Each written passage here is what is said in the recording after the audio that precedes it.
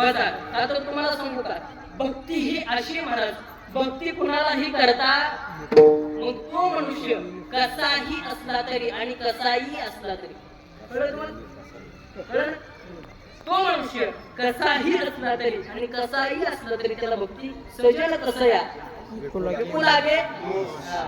हे बार का इकडे एक मिनिट तुम्हाला सांगतो, मी नक्कल कर ना, तुम्हाला सांगतो नेमकं कुठून. इकडे ये ये, लाजू नको, ये ये ये, लाजू नको, ये ये. ह्यानं जर ठरवलं, ह्यानं जर ठरवलं उद्याच्याला मी लग्न करायचं, लाजू नको, दम दे जरा. ह्यानं जर ठरवलं उद्याच्याला मी लग्न करायचं आणि ह्या बाबांनी जर ठरवलं मी उद्याच्याला लग्न करायचं, अशी हसायला लागली बाबा. अहो नाही नाही बाबा, ठरवलं तर शक्य आहे का महाराज? पुढचं ऐका, शक्य आहे का? का तर लग्न करण्याकरता याचं वय कमी पडतं आणि त्यांचं वय जास्त पडतं. परंतु या दोघांनीही ठरवलं की शुभम महाराजांचं कीर्तन आहे आज आणि शुभम महाराज बंडकर यांचं कीर्तन ऐकण्याकरता आपण कीर्तनाला जायचं. तर दोघांनाही कीर्तनाला येतं. का तर 5 वर्षाच्या ध्रुवबाळापासून 1400 वर्षाच्या संग्रामापर्यंत भक्ती कोणालाही करता येते. याच्यासाठी हे उदाहरण दिलं. बस विठाला विठाला.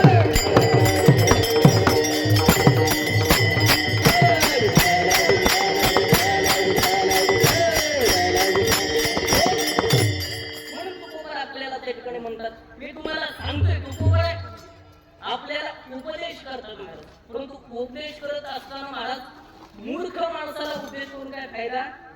मूर्ख माणसाला उपदेश करून काय फायदा नाही महाराज. का तर तुम्हाला सांगतो, एक मूर्ख माणूस, एक दक्षिण नायक महिला मंडळ, एक मूर्ख माणूस त्या ठिकाणी रेल्वेने प्रवास करायला चालला. त्याला तिकीट काढलं महाराज, रिझर्वेशनचं तिकीट भेटलं. रेल्वेला 3 सीट असतात, 1, 2 आणि 3. त्याला वरचं सीट भेटलं रेल्वे रिझर्वेशनचं आणि जसे सीटावर बसलं महाराज तसं त्याला जुलाब लागलं. काय लागलं? जुलाब लागलं. मग जुलाब लागले वरच्या सीटावर उतरायचं, कोणाला लॅट्रिनकडे जायचं आणि त्याची बेजारी व्हायला लागली. मग उतरायचं वरनं सारखं तिकडं बाथरूम बेजारी व्हायला लागली. मग ते घरी आलं महाराज प्रवास करून आणि बायको उघडून बसलं. बायको म्हणले, का हो एवढे का बरं तुम्ही कंटाळला? काय सांगायचं म्हणला, आज दिवसभर प्रवास केला, मला रिझर्वेशनचं वरचं सीट भेटलं आणि मला तेवढ्याच जुलाब लागलं, वरून खाली उतरायचं, तिकडे बाथरूम कडे जायचं. माझी बेजारी झाली, माझी तब्येत बरोबर राहिली.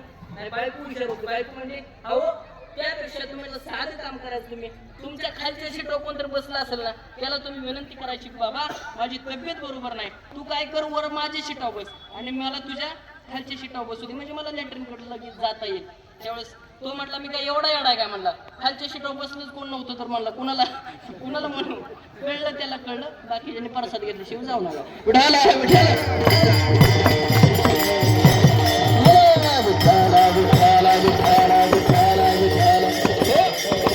आणि मूर्ख माणसाला म्हणून तर उपदेश करायचा नाही. आणि आमचं कसं आहे माहिती महाराज लोकांचं, आम्हाला बघितलं की लोक महाराज अशी राहतात लोक, त्याला दोन राहिलेले बघितलं त्याला काय वाटतं काय नाही. आणि महाराज मी आता गाडी मोटरसायकल, पहिलं मी एसटीने प्रवास करायचो.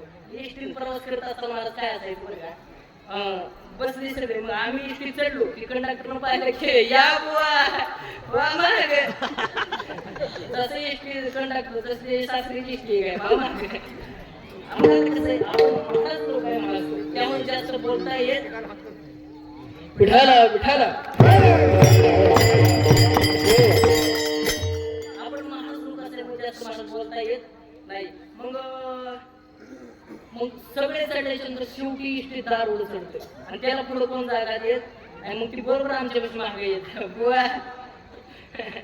बरोबर मागे आलं की महाराज कुठं चालला? नाही म्हणलं शेवट्याला. कुठं? अहो आमच्याच गावात चाललाय. कुठं चाललाय? आमच्याच गावात चालला. कुठं चालला? अहो त्या मारुतीच्या मंदिरामध्ये सप्ताह असतो तिथं. अहो तुम्हाला माहिती का म्हणलं, अहो तुम्ही ज्या ठिकाणी चाललाय ना त्या सप्त्याला मी 11,000ची त्या ठिकाणी मदत केली. किती? 11. मी म्हणलो मग 11 चांगली गोष्ट आहे म्हणलं, 11,000ची मदत केली. परंतु मग तुम्ही मला सांगा, मी सप्त्यात 11,000ची मदत केली, मग सप्त्यात माझा वाटा आहे का नाही? म्हणलं मी म्हणलं अहो तुम्ही तर 11,000 गायला चाललेला घास तुळशीला घातलेलं पाणी नामसप्ताहाला केलेली मदत कीर्तनात बसून वाजवलेली टाळी मी म्हणलं कधीच वायाला जात नाही. तू 11,000ची मदत केली म्हटल्यावर तुझा वाटा काय तर असणार. म्हणलं हाय तुझा वाटा. मग माझा वाटा आहे मला माझ्या वाटेत इथेच कीर्तन करून आता इथंच करून दाखवा. मग आता मी म्हणलं अरे इथं नसते कीर्तन जुळत. बर मग म्हटलं दर्शन घेऊया तुमचं दर्शन.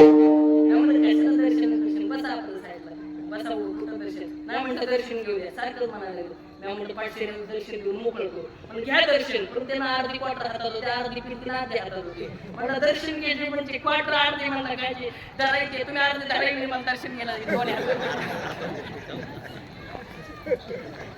म्हणजे कसं आहे दारुड्याचं कसं असतं महाराज बरोबर काय म्हणून आम्हाला बघितलं की लोक अशी मुभीच राहतात बरोबर का त्यांना वेगळंच काहीतरी वाटतं. आणि म्हणून मूर्ख माणसाला उद्देश करण्यात काय अर्थ नाही.